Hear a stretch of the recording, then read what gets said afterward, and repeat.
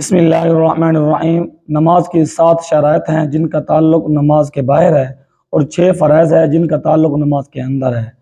7 شرائط جن کا تعلق نماز سے باہر ہے وہ یہ ہیں: بدن کا پاک ہونا، یعنی بدن پر کس جگہ پر نجاست یا گندگی لگی ہو وہ صاف کرنا، ورنہ نماز نہیں ہوگی۔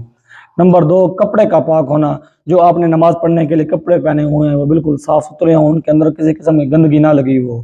نمبر 3، جس جگہ پر آپ نماز پڑھ رہے ہیں وہ جگہ پاک ہو، جس پر آپ مصلی بچھا رہے ہیں یا صف بچھا رہے ہیں وہ جگہ بالکل صاف ستھری ہونی چاہیے، کسی قسم کی وہاں پر نجاست نہیں ہونی چاہیے۔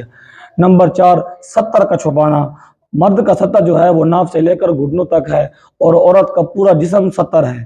اس نماز کے اندر اس کا چھپانا ضروری ہے، اگر یہ ستر کھل جائے گا تو آپ کی نماز نہیں ہوگی۔ نمبر 5، نماز کا وقت ہونا، یعنی جو آپ نماز پڑھ رہے ہیں، مثلا عصر کی نماز پڑھ رہے ہیں یا مغرب کی نماز پڑھ رہے ہیں، تو اس نماز کا وقت بھی ہونا ضروری ہے، ورنہ آپ کی نماز نہیں ہوگی۔ نمبر 6، قبلے کی طرف رخ کرنا، یعنی آپ کا چہرہ اور سینہ قبلے کی طرف ہو، اگر آپ کا چہرہ قبلے کی طرف نہیں ہے تو آپ کی نماز نہیں ہوگی۔ نمبر 7 جو ہے نماز کی نیت کرنا، یعنی جو آپ نماز پڑھ رہے ہیں، فجر کے پڑھ رہے ہیں یا عصر کے پڑھ رہے ہیں، جو بھی نماز پڑھ رہے ہیں اس کی نیت کرنا ضروری ہے۔ اور نماز کے جو فرائض ہیں جن کا تعلق نماز کے اندر ہے وہ یہ ہیں کہ پہلی تکبیر تحریمہ کہنا، جس کو ہم نماز شروع کرنے کے لیے اللہ اکبر کہتے ہیں، اس کو تکبیر تحریمہ کہتے ہیں، یہ کہنا فرض ہے، اگر نہیں کہیں گے تو ہماری نماز نہیں ہوگی۔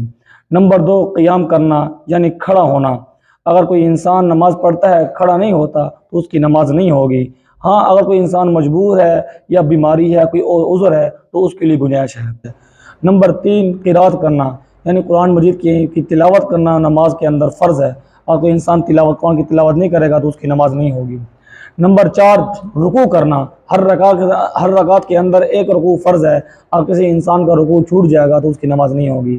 نمبر 5، سجدہ کرنا، ہر رکعت کے اندر 2 سجدے ہوتے ہیں، اگر کسی انسان نے سجدہ نہیں کیا تو اس کی نماز نہیں ہوگی۔